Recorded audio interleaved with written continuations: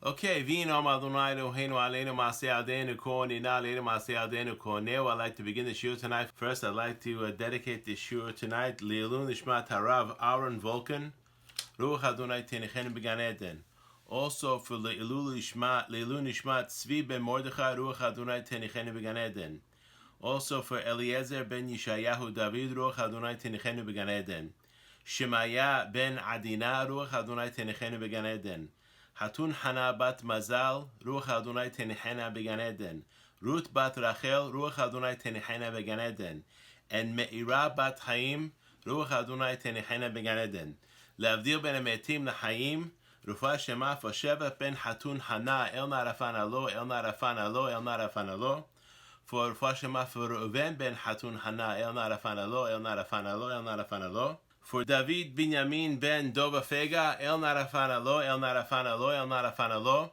Marcel bat Fortuna, El Narafan Allah, El Narafan Allah, El Narafan Allah. Also, for Rufah Shema, for all the people who are sick with the coronavirus, may they have a speedy and complete recovery. El Narafan Alehem, El Narafan Alehem, El Narafan Alehem, in the Zuchut of the Torah we're going to learn tonight. Can I ask you a quick question? Yes. Like every day as a Yom Tov, they tell, okay, on this day of this month, you're going to be sitting in the sukkah, and on this date, you're going to be eating matzah, and so on. So it gives us a date, so we could follow every year. Why could not Shavuot be also on this day, on this month? Why do we need to go through all this counting every day? And then if you don't forget the count, there's a brocha, without the brocha, it becomes a whole complex thing. Okay, Mattan Torah, the giving of the Torah, was a once-in-a-history event. Yes. The closest thing that we're going to have in the history of the world to the revelation of God on Mount Sinai in the giving of the Torah is going to be the resurrection of the dead. And that may be equivalent. Okay? Nothing else in history has had that level of revelation. Okay? Now, when something is going to be revealed that is very, very holy, what do? You hide it. You hide it. You hide it. Okay? What did we say? From the creation of the world, Vahi Or. God created the light. That was the first thing he created. And then what does it say? Look at Rashi.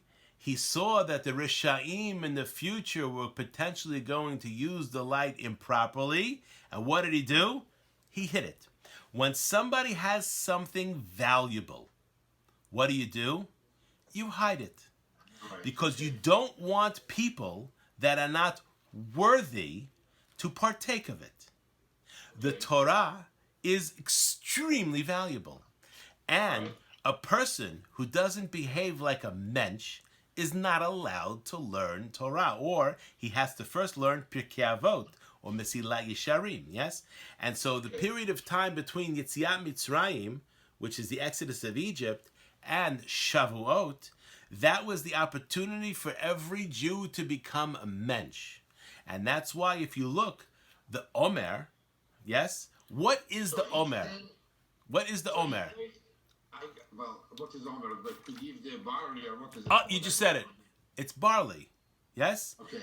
It's the Torah says, the Omer is a measurement of barley that was brought as in a avodah, in a certain type of service, on the second day of Passover. Yes, the second day of Passover that was brought in the temple. It was called Korban HaOmer. Okay? Barley is not food for human beings, despite the fact that we eat it today. If you look at the Talmud refers to barley as food for animals. If you look at Rashi, by the sotah, by the woman that doesn't behave properly, and her husband warns her and she still doesn't behave properly, so he takes her to the temple, what do? She has to bring a korban, the husband has to bring for her a sacrifice of barley. Why barley? Because she acted in a way of behema, of an animal. So therefore, she has to bring a sacrifice of something that's food for an animal. So why do we bring barley on the day after Passover? Because just because we left Egypt doesn't mean we're mensches. First, we have to learn Pirkei Avot. And the goal of Pirkei Avot is to take someone who's a behema, take someone who's an animal, and make him into a mensch. What is the essential korban on Shavuot? Shtei halechem. Who said that? Daniel. Very, very good. Solet. Solet, which is wheat. Okay? The special avodah that was done on Shavuot, in addition to the Musaf offering, was shtei lechem. 2 loaves of bread were made, but not from barley, made from wheat. And what else was unique about those 2 loaves of bread is they were chametz. Every other vegetable offering in the temple is matzah, which means all of the, if you look at Vayikra, urkei shem meshuchim bashamen, halot matzot, okay? Everything has to be matzah. Nothing is allowed to be leavened, with 2 exceptions. One is the shtei halechem, the 2 breads that are brought on Shavuot, and in the korban todah, which is another one, it's a sacrifice that's brought if a person goes over an ocean, is saved from sickness, gets released from jail, or what's the 4th one? Goes through a desert. Those 4 things that we say Birkat HaGomel for nowadays, in the time of the temple, one would bring what's called a korban todah. And the korban todah was 40 loaves of bread, 30 of them were matzah, and 10 were hametz. And these 40 loaves had to be eaten in one day, which basically means that if a person had something massive happen, he would have to invite 50 or 100 people in order. So the way we publicize when God did something good for us is we invite 100 people to come together, and they each eat from the bread. That's hametz. But only 10 out of the 40 are chametz. No other vegetable offering in the temple is chametz, with the exception of the 2 lechem of Shavuot. Why? On Pesach, there's matzah. There's no hametz. Why?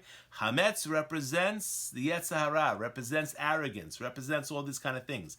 A person who does not have Torah is not allowed to have any arrogance. 0. Okay? A person who's a Talmid Chacham is allowed to have 1/64th of arrogance. A shminit of a shminit. Why? Because it's not arrogance for himself. If it's for himself, then it's asur completely. He has to defend the kavod, the honor of the Torah that is contained within him. So the Torah, what it does is elevates a person from being a behema to becoming Adam. And that's the entire. So the holiday of Shavuot is the only holiday in the Torah that is not given a specific date. It's a function of Pesach. Why? The only way that you can appreciate that revelation, the only way you're entitled to be able to sit and learn the Torah of Hashem, Torah Hashem Temimah, is a person has to be Adam, not Behema. The reason why, so you have to count, today is day 1 of the first week, or today is day 12 of the second week. Because you're counting to something. You're not counting, you're counting to something, right? How many days passed, where I'm going. So each of those days with the brocha is like a tikkun for our midot. Lower steps of the 49. Okay. That's why 49, because we were on the 49th step below, down, but he took us up from Egypt, correct? 49 levels of Tumah, we had to go up to the 50th. Right. The 50th is Shavuot. Okay, got it. That's the Torah. Okay.